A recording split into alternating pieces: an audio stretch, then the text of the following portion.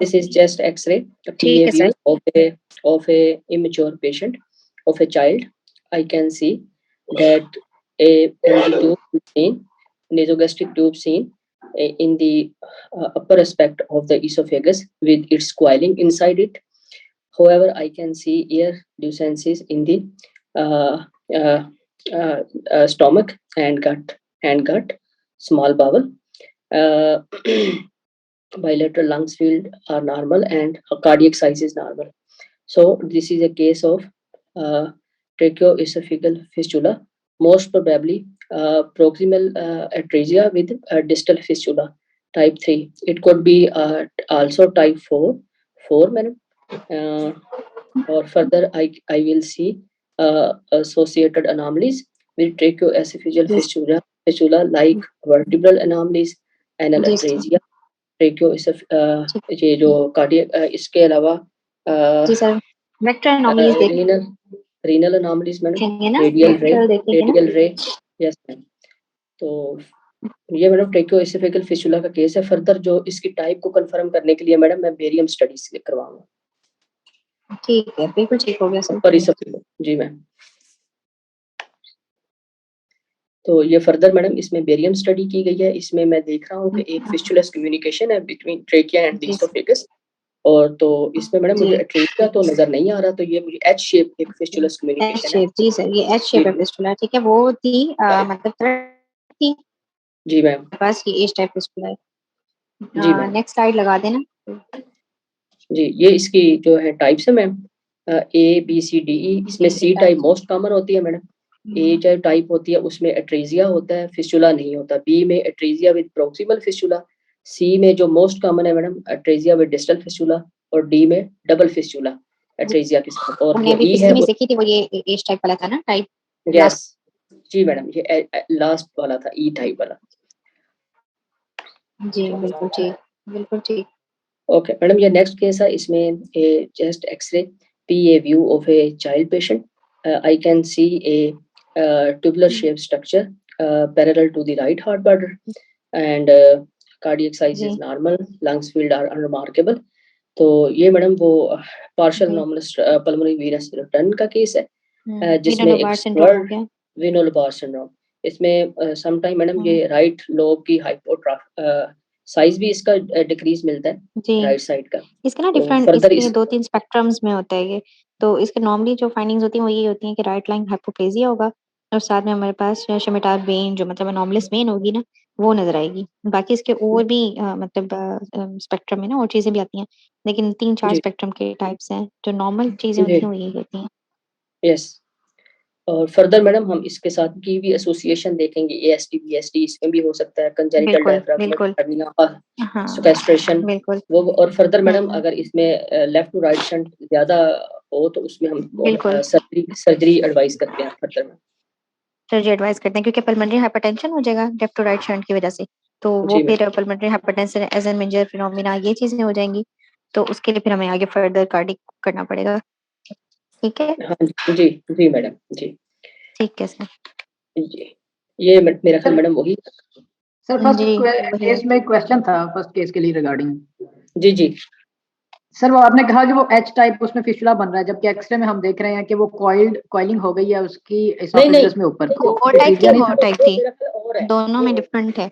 दोनों images different थी। वो फर्स्ट वाला और टाइप का केस था, ये वेरियम स्टडी है, इसमें एच टाइप फिस्टुला दिखा हुआ है। सेम केस नहीं है, डिफरेंट केसेस हैं। जी जी मैडम ठीक है, यहीं से कंफ्यूजन हुई थी। डॉक्टर वकार मैडम ये भी उसी का ही है ना? इसमें सिटी एंजियो कराया है और में हमको ये है डिफरेंट केस, लेकिन इसमें बेसिकली मैं ये इसकी एसोसिएशन दिखाना चाह रही थी ना कि इसकी ये विनोल-बार सिंड्रोम जो हमारे पास होता है, इसकी एसोसिएशंस में है ना हॉर्सशू लंग। तो इसमें देखें ये हॉर्सशू लंग है जो राइट साइड से उधर लेफ्ट साइड पे जा रहा है, तो इसको हॉर्सशू लंग बोलते हैं ना। और साथ में ये एनोमलस वेन इसमें इंफीरियर वेना केवा में ड्रेन कर रही है। तो ये मतलब है वही चीज, लेकिन सिटी पे इसकी अपेयरेंस विद हॉर्सशू लंग दिखाई हुई है। ठीक यस जी मैडम, जज़ाकल्लाह मैडम। ये और लंग की क्या वर्डिंग होगी, कैसे इसको डिफाइन करेंगे? ये हॉर्सशू लंग अगर आप देखें ना पीछे राइट साइड पे जो लंग पैरेन्काइमा क्रॉस करके ना मीडियास्टम के लेफ्ट साइड पे जा रहा है, एनोमलस वेन के पीछे।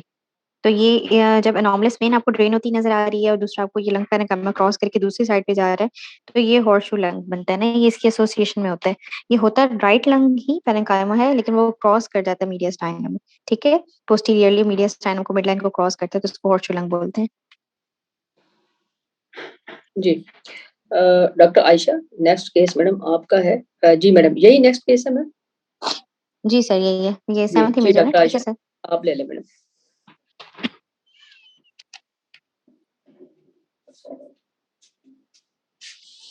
Doctor Ayesha star, doctor Aslam आप ले लें। जी नहीं भाई, CT chest coronal image shows hyper expansion of the left lung field, and there is a, hypertranslucency of the left upper lobe with mediastinal shift to the right. There is also increased attenuation on the right upper lobe, and also mosaic ground glass opacities seen in the right lower lobe. This is most likely a case of congenital lobar emphysema with mediastinal shift.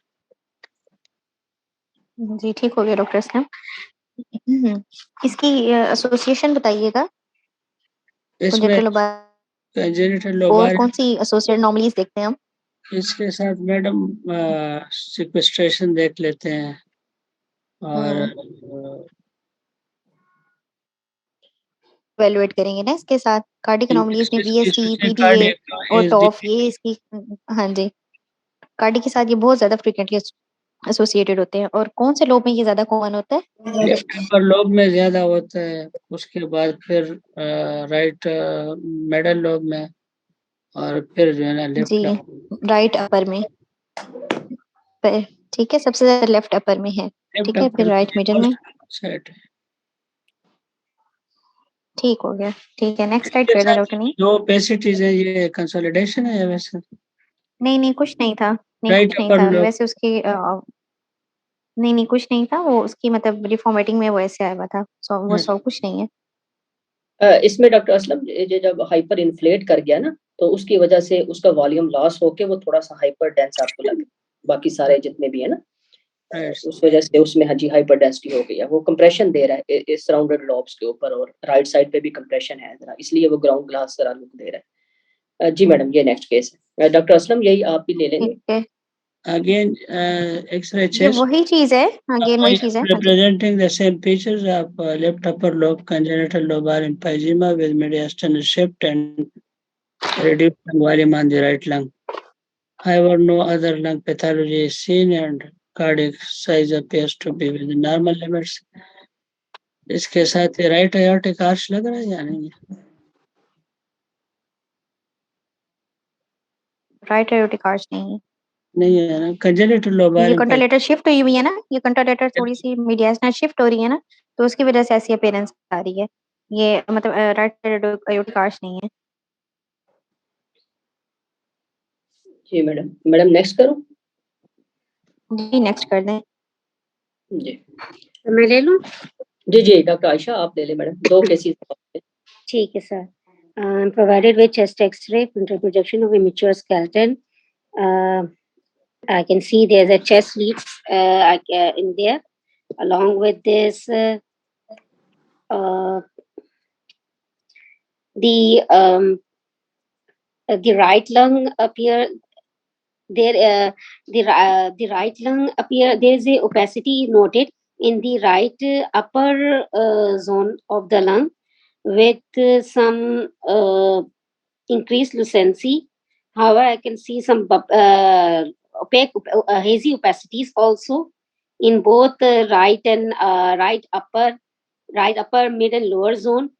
However, both CP angles are normal. इसमें ये जो सब बीच में ये जो जा रही है, ये लाइन है क्या? ये कोई समझ में नहीं आ रही बिल्कुल। ये स्पाइन इसके वर्टिब्रा के ऊपर से बिल्कुल लाइन ये है। बेसिकली एनजी है, आप ये देखें ना, ये एनजी है, एनजी की लोकेशन है, लेकिन एनजी ये मिसप्लेस है, अभी ये एसोफेगस में है। इसको करेक्शन की जरूरत है, स्टमक में नहीं है ये, ठीक है? हाँ जी, ये चीजें आपने लाजमी बतानी है ना कि ये ट्यूबिंग ट्यूबिंग सही नहीं है। और इसमें जो है ना, इसमें ये भी कंजेंटल लोबार, हाँ, मीडियास्टम वाइडिंग नहीं है, ये बेसिकली ये भी वही केस है जो भी पीछे डॉक्टर असलम ने बताया है। उसकी दूसरी इमेज है कंजेंटल लोबार एम्फाइसीमा ही है, इसमें राइट मिडल लोब का है, ठीक है? इसमें देखिए कि राइट मिडल लोब जो है, ये बीच में आपको लुसेंसी ज्यादा नजर आ रही है। कंप्रेशन लोअर लोब में डेंसिटी ज्यादा है, वो ज्यादा डेंस है ड्यू टू प्रेशर इफेक्ट्स ना, कोलैप्स की वजह से, मतलब वो उसमें प्रेशर की वजह से अपर लोब और लोअर लोब कोलैप्स है। और राइट जो मिडल लोब है उसकी इन्फ्लेशन हुई है, हाइपर इन्फ्लेशन, तो ये भी कंजेंटल लोबार एम्फाइसीमा ही है, राइट मिडल लोब का, ठीक है? ठीक है, थैंक यू मैडम, सही है। ओके, ये भी ले लें डॉक्टर साहब। Provided with chest X-ray frontal projection of a unit baby, and in which I can see there are multiple cystic lucencies. AFL lucencies are noted occupying the whole right hemithorax. However, I can see the contour of the diaphragm, right hemidiaphragm. The left lung appears normal. The left hemidiaphragm appears normal. However, I cannot see the gastric bubble in this. So my on the and there are no abnormalities, skeletal abnormalities noted. Apart from this, there is a umbilical venous catheter was also noted at the level of the inferior vena cava. Apart from this, on the basis of this, I can submit my findings. This is a case of congenital CPAM, cystic adenomatoid malformations, because I can see there is a outline of the right hemidiaphragm, and my differential includes the congenital diaphragmatic hernia for this. And for the CPAM, I would like to see for other congenital anomalies, because as there are it is looking as there are multiple of different sizes less than 2 centimeters, so it's appearing to be type 2 CPAM. So I would like to work up for the other abnormalities like the sequestration and the congenital lobar emphysema associated with all these CPAM. That's all. ठीक हो गया, ठीक है, ठीक हो गया। इसकी types बता दें, टाइप्स कितनी इसकी टाइप्स होती हैं? 4 टाइप 1 होती है जिसमें सिंगल 1 और 2 large cyst greater than 2 centimetre होती है। टाइप 2 होती है जिसमें मल्टीपल स्मॉल सिस्ट होती है लेस देन 2 सेंटीमीटर। टाइप 3 जिसमें इनन्यूमरेबल सिस्ट होती हैं, so tiny cyst that appears look like a solid. और टाइप 4 होती है जिसमें 1 लार्ज सिस्ट होती है and that is associated with the pulmonary pleuro, उसमें वो था एक याद नहीं आ रहा मुझे, हम उसमें बच्चों में एक वो करवाते हैं, दैट इज एसोसिएटेड विद क्या करवाते हैं बच्चों में? मुझे बिल्कुल नहीं याद आ रहा, वो प्लूरो पल्मोनरी हेमाटोमा, हेपाटोब्लास्टोमा, हाँ होता है कुछ टाइप 4 में।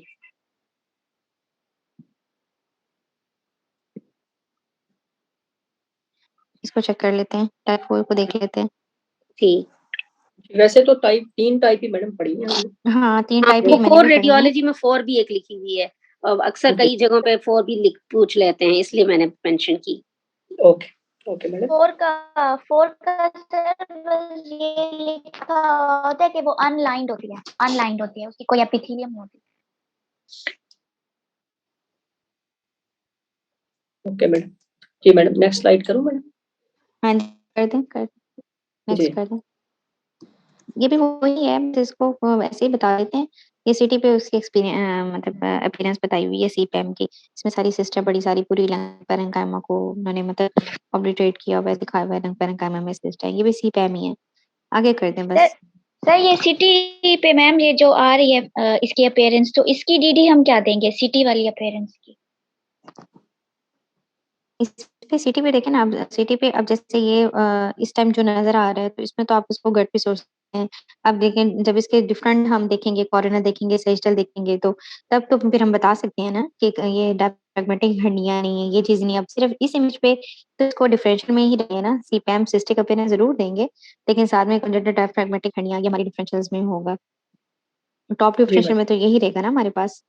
जी मैम। और अगर कोई हम सिस्टिक लंग डिजीज बच्चे में सोच रहे हैं तो वो फिर बायलेटरल होगा। जैसे अगर आप बच्चे में एलसीएच वगैरह देख रहे हैं उसकी बेसिस पे, तो वो तो फिर बायलेटरल होगा ना, वो सिंगल को तो इन्वॉल्व नहीं करेगा।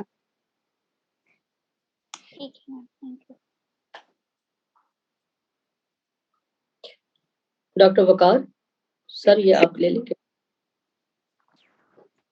I'm provided with X-ray chest frontal projection of a skeletally immature patient, in which I can appreciate that there is a tubular structure extending from right hilum up to the diaphragm. It has a semilunar shape.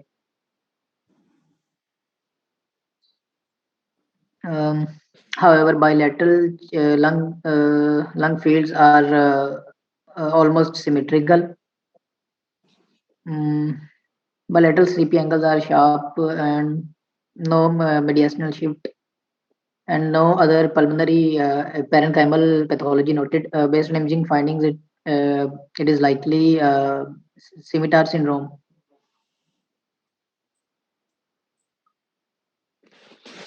कुछ और इसके अलावा कुछ और हो सकता है? इसके अलावा मैडम मैं ट्राई करूं? मैम लेफ्ट साइड पर लेफ्ट रेट्रोकार्डिया की कैपेसिटी आ रही है। नहीं, लेफ्ट साइड पे को छोड़ दें, लेफ्ट साइड अच्छा, राइट साइड मैम, ये फिर राइट साइड के लिए पैराकार्डिक ही है, इसी पैराकार्डिक को ही मैम, सोचें। इट इज मोस्ट लाइकली यहाँ पे क्या हो सकता है? मैम एक्स्ट्रा बच्चों में जो है ना वो होता है सिक्वेस्ट्रेशन जो है, सिक्वेस्ट्रेशन, हाँ जी, ये एक्स्ट्रा। सिक्वेस्ट्रेशन ही है, जी जी सिक्वेस्ट्रेशन है इंट्रालोबार सिक्वेस्ट्रेशन ही है। मैम। बच्चों में तो ज्यादा common extra right lower lobe में है ना, एक्स्ट्रा होती है। बच्चों में होता है एक्स्ट्रा है, लेकिन ये जी इंट्रा ही, जहाँ से मैंने इमेज ली थी ना वहाँ पे इंट्रा ही जी लिखा हुआ था। वैसे बच्चों में एक्स्ट्रा होता है, बिल्कुल ठीक कह रहे हैं आप, ऐसे ही है। जी लेकिन मैम। जहाँ पे इमेज था तो उन्होंने, लेकिन हम इस एक्सरे पे तो डायरेक्ट नहीं बोल सकते ना, इस पे जी मैम, इस पे तो नहीं ठीक है, बता इस सकते, पे वो तो सीटी हाँ, पे इस बता पे तो हम सकेंगे। नहीं बता सकते ना, आप इसको जी बोले ही मैम, ना, बस आप सिंपल सिक्वेस्ट्रेशन ही ठीक रखें। है, राइट लोअर ठीक। जोन में इल डिफाइंड एक आपको ओपेसिटी मिल रही है just to capacity right cardiac border, और दूसरी बात ये है कि राइट कार्डिक बॉर्डर को ये सिलेक्ट भी नहीं कर रही, ठीक है, जी madam.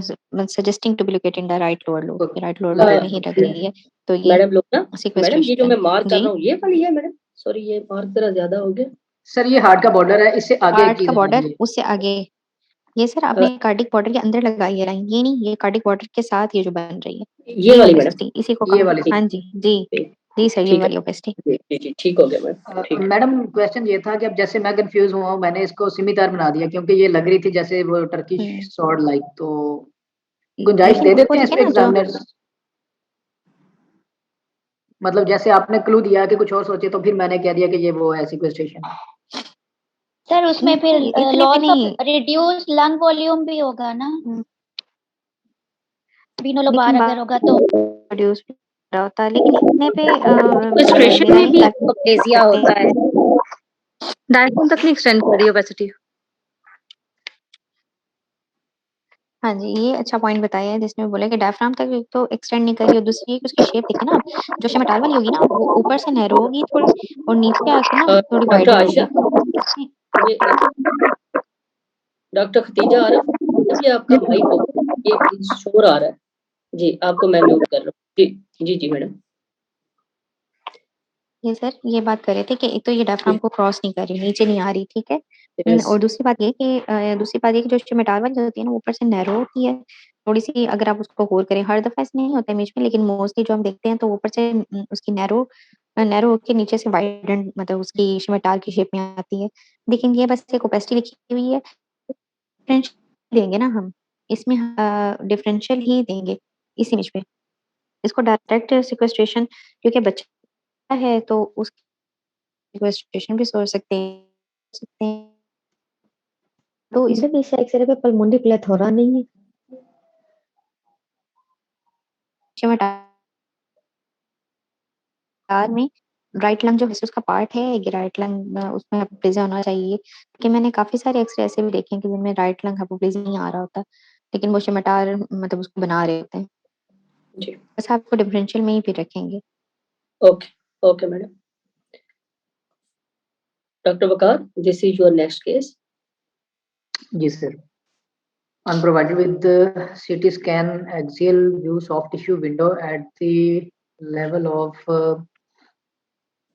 uh, at the base of lung and upper abdomen, in which I can appreciate there is an soft tissue opacity in the left lower lung zone, and I can also appreciate a contrast enhanced vessel which is uh, contrast enhanced vessel which is extending up to the descending aorta.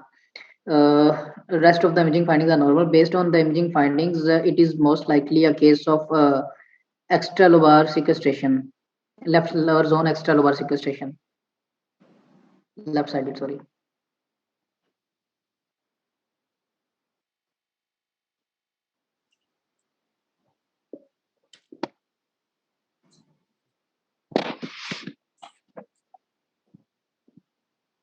Next इसमें sir मजीद anomalies के लिए देख लेंगे, और तो जी madam लोगों। Sequestration के साथ नॉर्मली और कौन सी नॉर्मली देखेंगे? हाइब्रिड लियन क्या होता है? मैम कौन सा लीजन? हाइब्रिड लियन, हाइब्रिड लियन नहीं मैम, नहीं पता, नहीं आइडिया। अच्छा, नेक्स्ट इमेज करें डॉक्टर नहीं? जी मैडम। अच्छा, ये तो कॉन्जेनिटल वो एंटीनेटल स्कैन में दिखाया हुआ है ना, सिक्वेस्ट्रेशन ओपेसिटी पड़ी हुई है लंग में, ये तो ये चीज है। आगे कीजिएगा, अगली स्लाइड करें प्लीज। ये है हमारे पास हाइब्रिड लियन, ठीक है। ये इसको सिटी में भी दिखाया हुआ है, फिर उसकी एंजियोग्राफी की रिफॉर्मेटेड इमेजेस में भी दिखाया हुआ है। इसमें ये देखें, फर्स्ट इमेज में देखें, ये मतलब नॉर्मलस उसकी आर्टेरियल और वीनस सप्लाई दिखाई हुई है सिक्वेस्ट्रेशन वाली, और साथ में ये वो दिखाया हुआ है, सीपैम दिखाया हुआ है। तो इसको हाइब्रिड लियन बोलते हैं इन दोनों चीजों को। जब ये दोनों चीजें इकट्ठी हो तो इसको ये हाइब्रिड लियन होता है। और ये इनकी एसोसिएशन में आता है, सिक्वेस्ट्रेशन के साथ मतलब सीपैम के साथ सिक्वेस्ट्रेशन, और ये जब इकट्ठी हो तो ये हाइब्रिड लियन है। ये जो रिफॉर्मेटेड इमेजेस है कि वीनस और आर्टेरियल सप्लाई सिक्वेस्ट्री पार्ट की दिखाई हुई है, ठीक है। जी जी जी madam, thank you madam. Madam वो जो पहला अभी जो केस था, अगर वो जैसे लगे तो हम जैसे हम कहते हैं पल्मोनरी लंग मालफॉर्मेशंस या वेस्कुलर मालफॉर्मेशंस, तो उसमें हम ये आर्टेरियोवेनस मालफॉर्मेशन में भी हम डीडी दे सकते हैं उसको क्या? उससे कैसे डिफर करेंगे? उसमें भी तो आपकी फीडिंग आर्टरी और ड्रेनिंग वेन आ रही है, मतलब कि जैसे ये है ना, तो इसको हम डीडी में एवीएम भी लिख सकते हैं क्या? उसको दे सकते हैं, क्योंकि जो हमारे पास एक्सरे पे अगर हम बात करें ना, तो एक्सरे पे जो ईवीएम होता है ना, वो भी मतलब ऐसे ही ओपेसिटी ही आ रही होती है, बॉर्डर्स पे ही तकरीबन पेरिफेरल या नजर आती हैं, या इधर डायफ्राम के साथ वो भी ऐसे ही मतलब ओपेसिटी ही नजर आएगी वास्कुलर, तो हम उसको वास्कुलर के हवाले से बोल सकते हैं, उसमें कोई कहने में ओपेसिटी नहीं गलत होगी नहीं है। मैडम, वो टार्चुअस वेजल्स होंगे। हाँ, लेकिन उसके मैम आर्टेरियल एवीएम वेनस में दोनों सप्लाई हमें नजर आएगी, टार्चुअस वेजल होती है, वो नहीं, ओपेसिटी एक्सरे की नहीं बात कर रहे हैं, एक्सरे की बात कर रहे हैं एक्सरे पे मैम। भी हमें कार्ड मिलेगा ना, वास्कुलर कार्ड मिलेगा, और डबल चैनल होगी ना, वेनस और आर्टेरियल दोनों जो है ना वो कार्ड को जा रहे होते हैं ना, तो वो भी इससे अलग होती है। ठीक हो गया, नाइडस चलिए। होगा ना, एवीएम के लिए मस्ट है नाइडस ना, इन दोनों के दरमियान। बिल्कुल, नाइडस तो मस्ट है, लेकिन वो फिर हम सिटी पे ज्यादा कंफर्म कर लेंगे ना, सिटी पे कंफर्म नहीं हो जाएगा हमें। और मैम इस इमेज पे जैसे ये एक सिर्फ एक सिंगल एक्सियल इमेज है और एक ही आर्टेरियल सप्लाई हमें जो आयोटा से राइज हुई नजर आ रही है, तो इस पे हम जी, इसको एक्स्ट्रा लोबार या इंट्रा लोबार कहेंगे या हम पल्मोनरी सिक्वेस्ट्रेशन कहेंगे? पल्मोनरी सिक्वेस्ट्रेशन बोलेंगे, पल्मोनरी हाँ, क्योंकि सिक्वेस्ट्रेशन। इसको हम एक्स्ट्रा और इंट्रा में तो एक इमेज पे नहीं कंक्लूड कर नहीं, सकते। हाँ, उसको आप पल्मोनरी सिक्वेस्ट्रेशन ही बोलेंगे, ठीक। Thank you.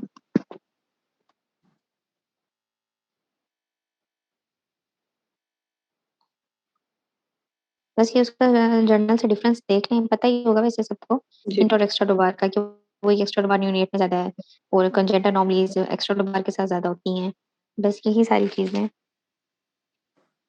ठीक है। जी मैडम। डॉक्टर नेक्स्ट क्या अंबर, आ जाए? डॉक्टर अंबर। जी madam. I'm provided with X-ray chest EP projection of a skeletally immature child in which I can appreciate multiple cystic lesions within the left hemithorax causing mass effect displacing mediastinum towards the contralateral side. I cannot appreciate the normal diaphragmatic contour on the left side. However, the placed NG tube is in place. I cannot comment upon the umbilical catheters. Well, and findings are consistent with left-sided congenital diaphragmatic hernia. I can also not appreciate bowel air within the abdomen. Next contrast and next T can be done. ठीक है, इसमें फ्लोरो भी करवा सकते हैं ना, फ्लोरो studies में भी वो जी सारी जो contrast. कंट्रास्ट फिल्ड बबल होंगी वो हमें चेस्ट में नजर आएंगी। ठीक है, जी ठीक है। ये ठीक है, भी I'm उसी में providing. हाँ जी, ये आप ही बता दें, बस ये MR ही है, MR जी इमेजेस में दिखाया हुआ है। इवन के ये जो ऐसी फिल्म है ना, एक एग्जामिनर एग्जाम में ऐसे MR पे भी अब दिखा रहे हैं। इवन के टॉक्स में भी ऐसी इमेजेस आ रही हैं और वाइबा में भी दिखाया है MR पे, MR पे कंजेंटल डायफ्रैगमेटिक हर्निया। ठीक है, ये मैंने इसीलिए लगाई थी।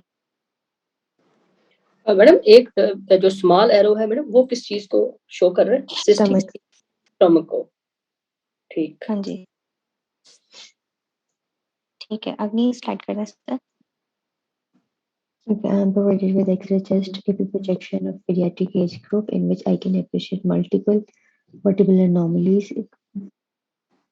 in the upper cervicothoracic vertebral bodies.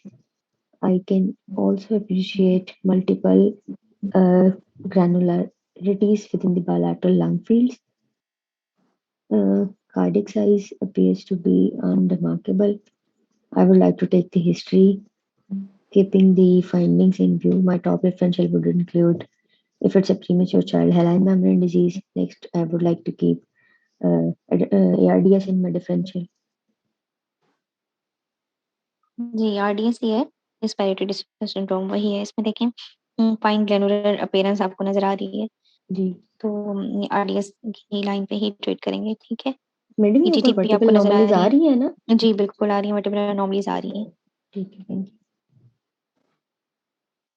Further ऐसे पेशेंट में फिर वो सर्फेक्टेंट दिए जाते हैं और इनको वो मेरा ख्याल एक जी, जी, वो वो ETT से भी देते हैं और सारा वे दूसरा वो स्प्रेज होते हैं ना, उनके थ्रू जी उनको ये सर्फेक्टेंट दिए जाते हैं। जी मैडम। मैडम ये वर्टिब्रल एनोमली स्पेसिफिकली क्या होगी? डायस्टेसिस है या क्या है? मतलब वो गैप जैसे बढ़ गया हो? जी, जी, ये वो बाइफिड हुई हुई है ना हमारे पास, वर्टिब्रल एनोमलीज ये बाइफिड हुई हुई है सेगमेंटेशन हमारे से पास। बाइफिट लग जी, रही है। सेगमेंटेशन बाइफिड है। जी इसमें वो जी मैडम सर्फेक्टेंट और पॉजिटिव प्रेशर वेंटिलेशन भी करते हैं इसमें, मुझे याद आ रहा है। जी चलें, एक्सीलेंट। ये जो नेक्स्ट है ZA, मैडम आपने नाम नहीं लिखा, ZA के नाम से आप ये केस ले लें। ZA। जी सर, डॉक्टर जमीना। जी मैडम जमीना, ये ले लें आप case. Chest X-ray frontal projection of a skeletally immature patient is provided, showing opacification of the left hemithorax. However, no evidence of any mediastinal with slight ipsilateral mediastinal shift. Also, there is hypertrans area of increased lucency is noted along the right hemidiaphragm with deep sulcus sign probably. I can see NG tube in situ. Sir बस यही समझ आ रहा है, left opaque हेमिथोरिक्स है और right side पे pneumothorax है और left opaque hemithorax with slight shift है टुवर्ड्स दी, और I also I can see thymic shadow in the superior mediastinum. बस बस सर, ठीक है, ये कंक्लूड भी नहीं कर बस ये RDS ही है, ये भी सेम ही जैसे पिछला था, तो इसमें भी RDS है। आप देखें, पहली तो बात ये है ना कि ह्यूमरल हेड इसमें देखें कि ऑसिफाई नहीं हुआ हुआ। ठीक है, ये चीज देखा करें, इसका मतलब कि RDS है तो प्रीमेच्योर है। प्रीमेच्योर बेबी हमारे पास, ठीक है। तो इसमें फेमोरल हेड ऑसिफिकेशन नहीं है, तो ये सजेस्ट कर रही है कि प्रीमेच्योर पेशेंट है। और उसके बाद वही बायलेटरल ग्राउंड ग्लास डेंसिटीज हमें नजर आ रही हैं विद एयर ब्रोंकोग्राम्स, क्योंकि जो ARDS होगा उसमें एयर ब्रोंकोग्राम्स होंगे, ठीक है। और दूसरी बात ये होगी कि लंग वॉल्यूम जो होता है ना, लंग वॉल्यूम अंडर एरेशन होती है, मतलब लंग वॉल्यूम रिड्यूस होता है, अंडर एरेशन होती है, एयर ब्रोंकोग्राम्स होंगे, ग्रेनुलर हमें अपीयरेंस नजर आएगा, तो उसको हमें ARDS बोलना है। तो इसमें भी वही चीजें हैं, बाकी ट्यूबिंग है, NG डेली है, ऊपर शायद EDT भी है, तो ये भी रेस्पिरेटरी डिस्ट्रेस सिंड्रोम का ही केस है। अच्छा, इसमें मैम मैं इसका एक ये चीज, मीडियास्टिनम में ये वाइड नहीं है? नहीं ये वाइट नहीं है, ये सुपाइन है ना, सुपाइन व्यू है ना। तो सुपाइन में वैसे ही थोड़ा सा वो कार्डिको, आपको पता है कि वो ज्यादा ही नजर आता है, तो स्पाइन व्यू की वजह से ऐसा हो रहा है। ऊपर तो थाइमस है ना, तो नीचे मीडियास्टम वाइडिंग नहीं है, स्पाइन पोजीशन की वजह से, AP व्यू की वजह से ऐसे अपीयरेंस आ रही है। और मैम ये जो इसका राइट CP एंगल है, ये नॉर्मल है? नहीं, राइट CP एंगल में नॉर्मल नहीं है। आप बताएं ऐसे क्यों है? आपने खुद अभी बताया था कि लुसेंसी है, तो ये हमारे पास क्या है, रिलेटिव लुसेंसी, न्यूमोथोरेक्स राइट। है हाँ ये। जी, प्लूरल एज की वजह से लेटरली ना लुसेंसी नजर आ रही है ड्यू टू निमोथोरेक्स, ठीक है। yes, जब ये ऐसे नजर आता है ना, लुसेंसी नजर आती है राइट हेमिथोरेक्स की भी, प्लूरल एज जहाँ पे बनता है, जहाँ पे लुसेंसी नजर आती है, तो ये निमोथोरेक्स में ऐसा होता है, ठीक है। जी जी, राइट। इसको तो डीप बाकी सल्कस साइन कहते कार्डियोथाइमिक, डीप सल का साइन बिल्कुल। हैं। यस, और लेकिन जो कार्डियोथाइमिक कंटूर है ना, वो बिल्कुल नॉर्मल है, ठीक है। वो स्पाइन व्यू है, तो इसलिए आपको से मीडियास्टम वाइडनिंग की अपीयरेंस आ रही है। Okay ma'am, thank you ma'am. ये इसको हम और मतलब यही कहेंगे कि ये RDS है जस्ट, या इसकी आगे फर्दर कोई कॉम्प्लिकेशन हो गई है? नहीं, इससे निमोथोरिक्स तो हो कॉम्प्लिकेटेड में गया, ये जो निमोथोरेक्स है लेफ्ट ना, साइड, कॉम्प्लिक जी वो तो है तो राइट ये साइड, लेकिन जो लेफ्ट वाली आ रही है उसको,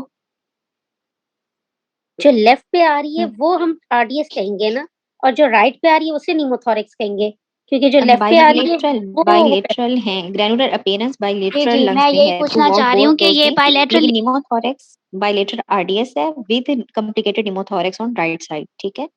सही है। ठीक मैडम है। RDS एक साइड का तो होता ही नहीं।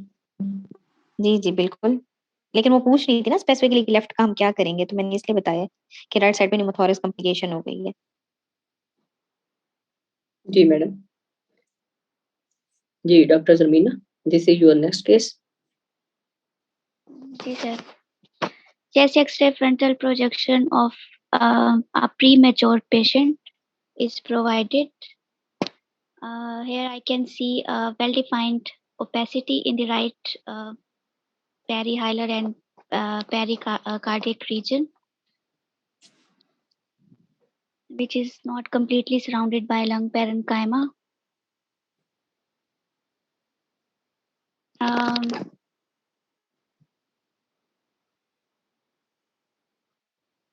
Bilateral lung fields appears to be normal. Sir right side पे एक ओपेसिटी है, तो ये however no evidence of any air bronchograms. बस फर्दर मैम बताएंगी।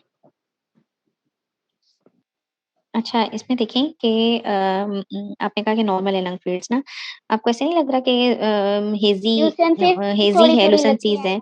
इसमें ना ल्यूसेंसीज लगती है। बायलेटरल, हाँ जी, इसमें इंटरस्टिशियल बायलेटरल, एम्फाइसीमा की तरफ सोच रही थी मैं, लेकिन फिर मैंने इंटरस्टिशियल एम्फाइसीमा में ऐसे नहीं होगा, वो मैं आगे दिखाऊंगी। इंटरस्टिशियल एम्फाइसीमा में मतलब उसमें बहुत ज्यादा रेटिकुलेशन ओपेसिटीज आती हैं। इसमें देखिए आप, ऐसे हेज सा है सारा, हेजी एयर स्पेस ओपेसिटीज है इसमें, इसमें हेज है सारा।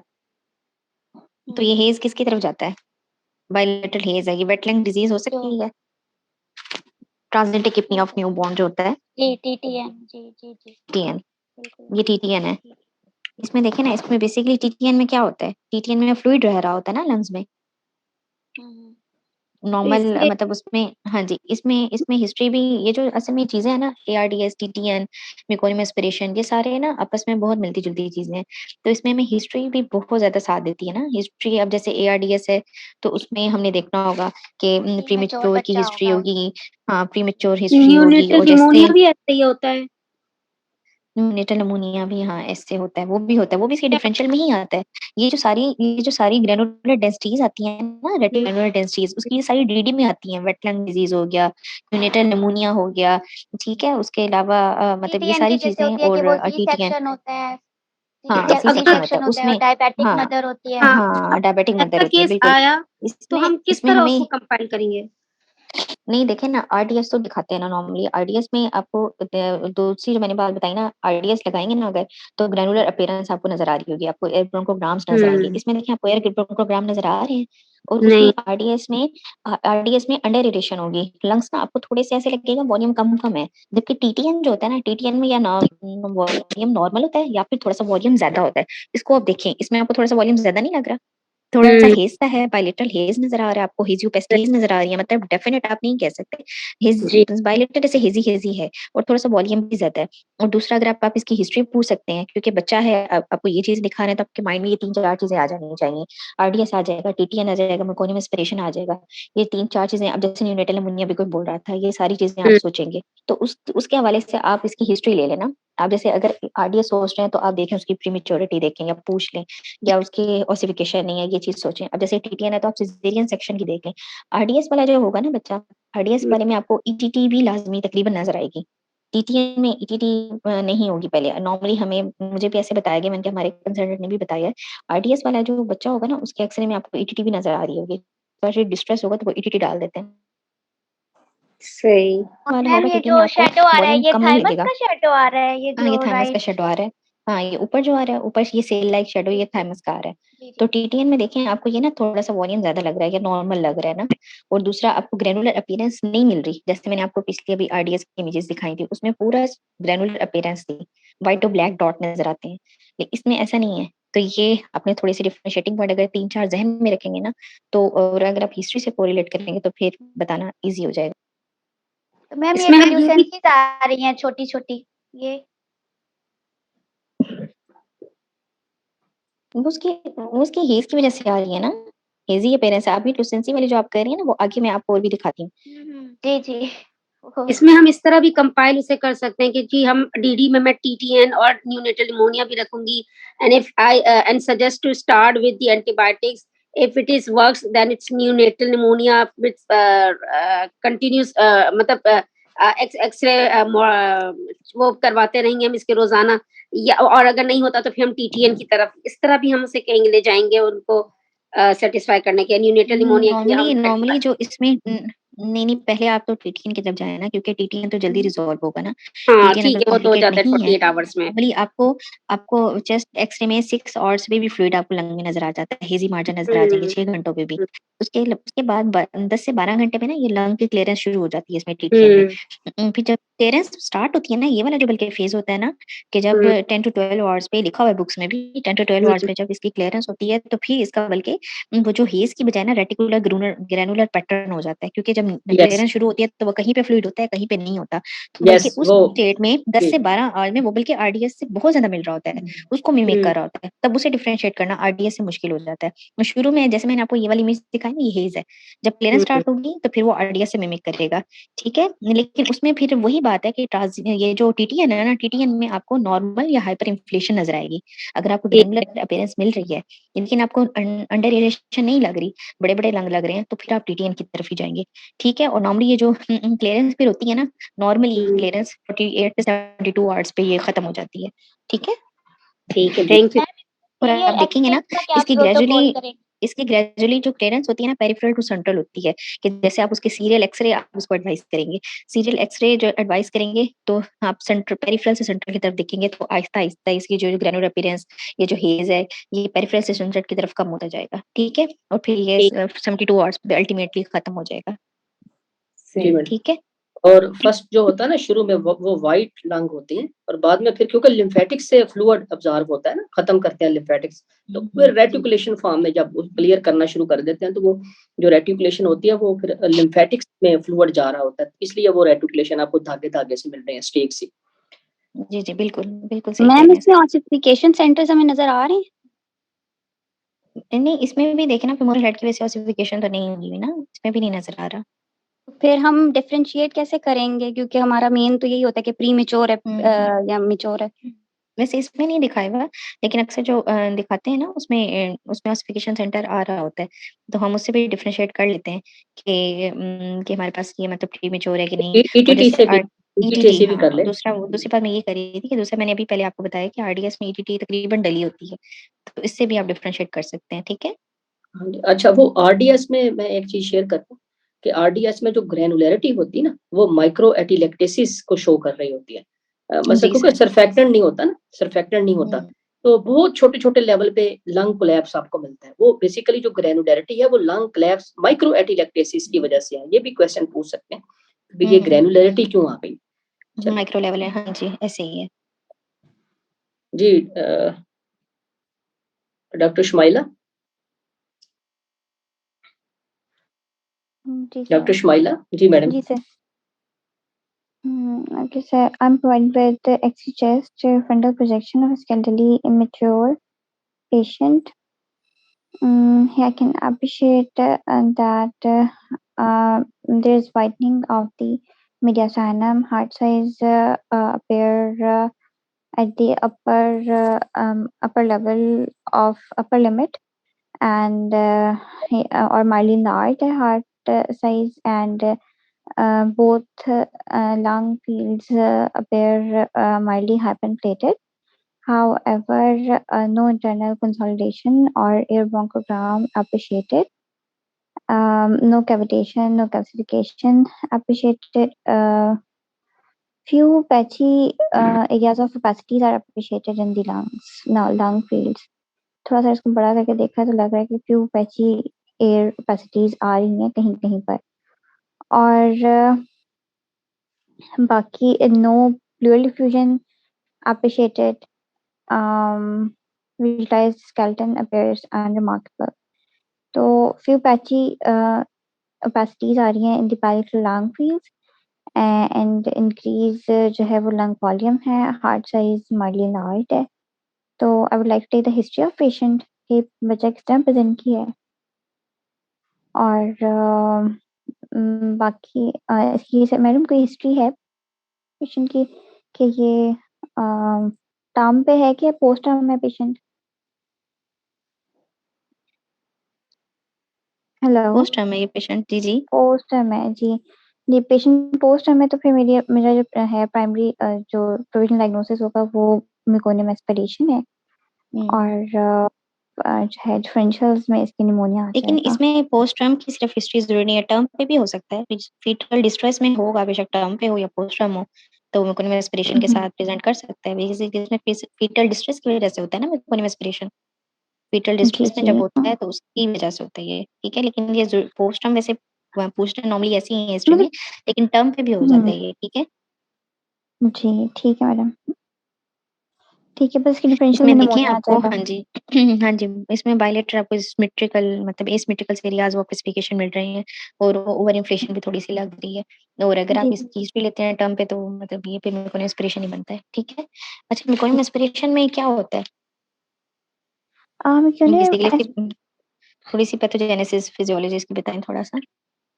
मेकोनियम एस्पिरेशन में बेबी जो है वो एस्पिरेट कर लेता है मेकोनियम, और मतलब यही इसके अंदर होता ये है। ना ये होता है मेकोनियम एस्पिरेशन में हमें ना जो एक्सरे पे मिल सकते हैं ना, हमें रोप लाइक स्ट्रक्चर मिलेंगे, जैसे रस्सी होती है ना, रोप लाइक स्ट्रक्चर्स हमें ऐसे नजर आएंगे। और दूसरा इसमें ये होता है, इसमें ब्रोंकाई के अंदर ना मेकोनियम चला जाता है, तो उसमें जी जी आगे जब ब्रोंकाई के अंदर जाएगा तो 2 मैकेनिज्म इसके हो सकते हैं। एक जैसे अंदर मेकोनियम गया, बॉल वॉल जो मैकेनिज्म होता है, बॉल में मैकेनिज्म, उसके जरिए से एयर ट्रैपिंग अंदर हो गई। एयर ट्रैपिंग अंदर होगी, लॉन्ग वॉल्यूम बढ़ता जाएगा तो न्यूमोथोरैक्स हो जाएगा, ठीक है। वो उसकी लोसेंसीज नजर आएंगी। या फिर दूसरा मैकेनिज्म ये होता है कि ब्रोंकाई जब के अंदर जब मेकोनियम गया तो उसका कंप्लीट कोलैप्स हो गया। कंप्लीट कोलैप्स की वजह से इसका डिस्टल एटिलेक्टेसिस हो जाएगा, और न्यूमोनाइटिस और प्लूरल फ्यूजन्स, ये चीजें हो जाएंगी। मतलब लुसेंसी भी हो सकती है, और फ्यूजन मतलब ओपेसिटी भी हो सकती है। ये इसका मैकेनिज्म है थोड़ा सा ना, कि उसमें इस तरह इसलिए, और हमें एक्सरे पे रोप लाइक स्ट्रक्चर से नजर आएंगे यस, एसिमेट्रिकल ये जो अच्छा जी जी मैडम मैडम लोग इसमें ना, ये जो जी जी मैडम लोग ना, ये जो रोप लाइक स्ट्रक्चर है ना, बेसिकली ये फंसा ये हुआ पैलेट मेकोनियम। Like appearance. जी जी अच्छा ये ठीक है सर। जी जी, ये जो रोप लाइक जो रोप बनती है ना मैडम, यही जी बेसिकली जी मेकोनियम ही है, जो कि जी जी ब्रोंकाई में आगे आगे जी फर्दर जी फर्दर फंस जाता है ना, तो जी वो जी हमें बाहर बिल्कुल तो वो रोप्स की तरह ही नजर आता है ना। ये बिल्कुल बेसिकली बिल्कुल फंसा ऐसे हुआ मेकोनियम है ये जिसको हम रोप पैलेट जी लाइक। लाइक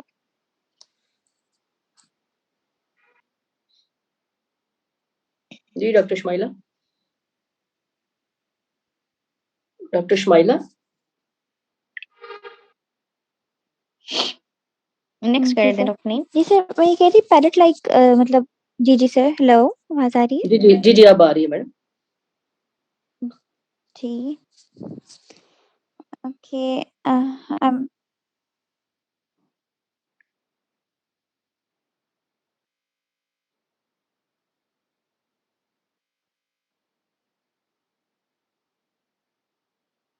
जी doctor Shamaila.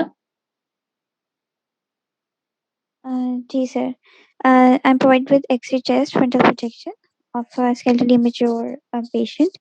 Here I can appreciate that multiple streaky air lucencies are appreciated in the right lung field with multiple patchy airspace specifications, and the left lung volume is reduced. There's a shift of the mediastinum is appreciated on the left side. And considering these findings, if there is history of positive positive pressure ventilation, my provisional diagnosis is pulmonary interstitial emphysema. जी ठीक है, ऐसे यही है। इसमें और क्या-क्या हो सकता है? इसमें हमें न्यूमोथॉरिक्स मिल सकते हैं, और अगर ये लेट इसकी प्रेजेंटेशन हो तो उसमें ब्रोंको पल्मोनरी डिस्प्लेसिया डेवलप हो सकता है।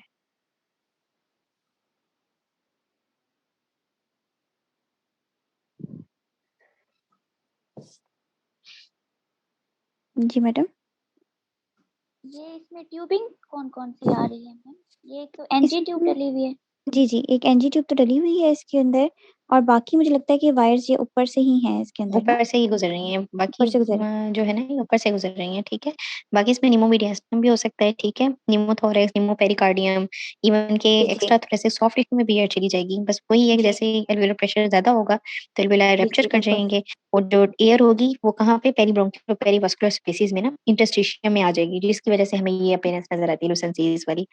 ठीक जी, है? जी मैडम। और इसकी लेट जो है वो फिर ब्रोंको पल्मोनरी डिस्प्लेसिया डेवलप हो जाता है इसमें। जी बिल्कुल, हाँ, वो डेवलप हो जाता है। ठीक है, नेक्स्ट कर दें डॉक्टर। मैडम ये लुबना? मैडम इसमें जो आ रही है ये राइट ओपेसिटी वो क्या चीज़ थी जो अंडरलाइन हुई हुई? वो सर्कुलर? ये जो रिंग्स है मैडम दोनों साइड नहीं, पे। ये तो रिंग्स है ना, ये कुछ नहीं है। ठीक, ये सही तो है। बायलैटरल रिंग्स है ना। ठीक है। मैडम लुबना, मैडम 1 से 1.5 जी मिनट रह सर। गया, तो अगर ठीक है काइंडली सर, 3 बस से ये 4 2 अगर ही हैं। काइंडली आप बस डायग्नोसिस बस बता दें और फिर सर ये भी वही है, इसमें भी जी। देखिए ना ये जो वाला एक्स-रे इसमें निमोथोरैक्स हो गया, साथ में निमोथोरैक्स, मीडियास्टिनम शिफ्ट ये कुछ दिखाया हुआ है, ठीक है? बाकी वही ट्यूबिंग्स डली हुई ईटीटी है, एनजी है, अम्बिलिकल कैथेटर है।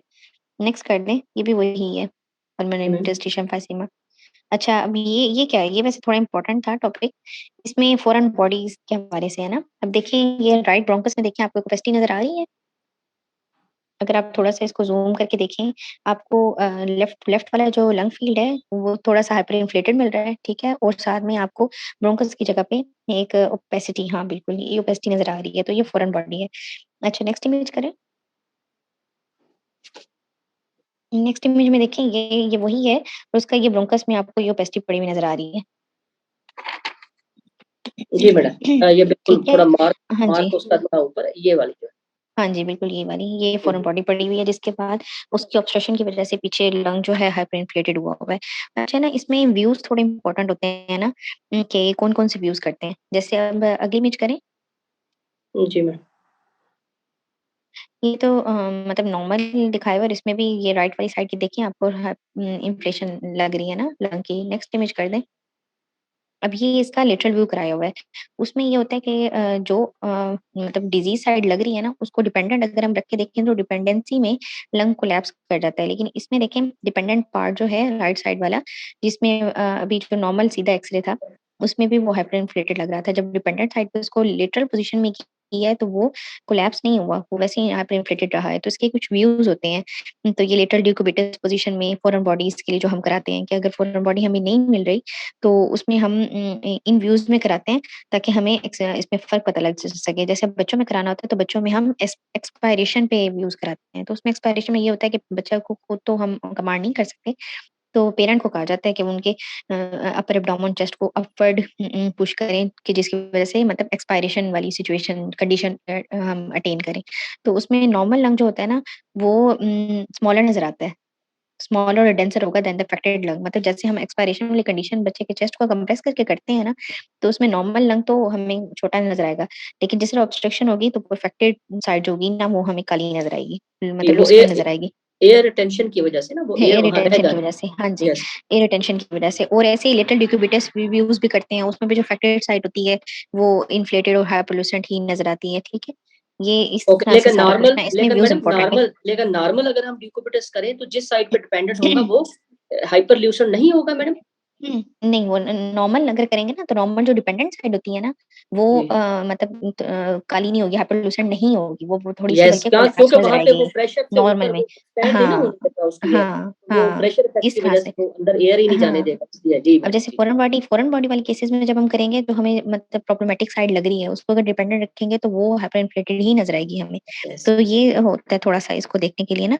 इसी तरह से फ्लोरोस्कोपी वगैरह भी करती हैं, सिटी में तो साफ पता लग जाता है, सिटी में तो वर्चुअल ब्रोंकोस्कोपी में हमें फॉरेन बॉडी नजर आ जाएगी। बाकी इसकी फॉरेन बॉडी की बच्चों में टाइप्स होती हैं, ऑर्गेनिक टाइप्स भी होती हैं, इनऑर्गेनिक भी होती हैं। तो ऑर्गेनिक में जैसे सीड्स नट्स वगैरह आ जाते हैं, इनऑर्गेनिक में टीथ कॉइन पिंस ये सब चीजें आ जाती हैं। तो इनको मतलब ये व्यूज इनके इंपॉर्टेंट है, ये आप सब पढ़ लीजिएगा। और बाकी ये इसकी कॉम्प्लिकेशन भी हो जाती हैं, इसकी ब्रोंकोफ्यूजन भी हो सकती है, स्ट्रिक्चर्स वगैरह ये सब चीजें बन सकती हैं। मतलब इसमें एक्सपायरेशन और डिक्यूबिटस पोजीशन ज्यादा इंपॉर्टेंट है, ठीक है। एक्सीलेंट एक्सरे पे मैडम, एक बार मार्क एक्सरे एक्सीलेंट। पे मार्क कर दें एक दफा। मैं मार्क करता हूँ, एक मिनट। कल ये है ना मैडम, सॉरी थोड़ा जी सा इस साइड पे हो गया, जी थोड़ा सा इधर हो गया, लेकिन यहीं सॉरी। पे ही है।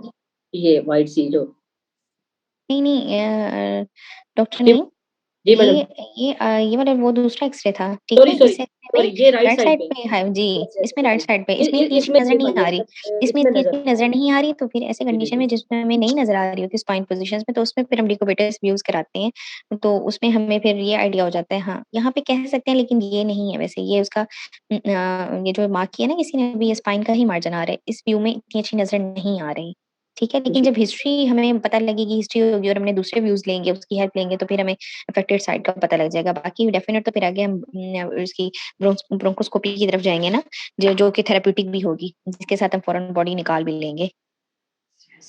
मैडम जज़ाकल्लाह, एक्सीलेंट मैडम लुबना, बहुत अच्छा मैडम आपने बताया, और माशाल्लाह, Allah bless you madam, Allah to prayer thank for you sir, thank you to all of you, thank you. Take care madam, Allah हाफिज़। ओके, अल्लाह हाफिज़।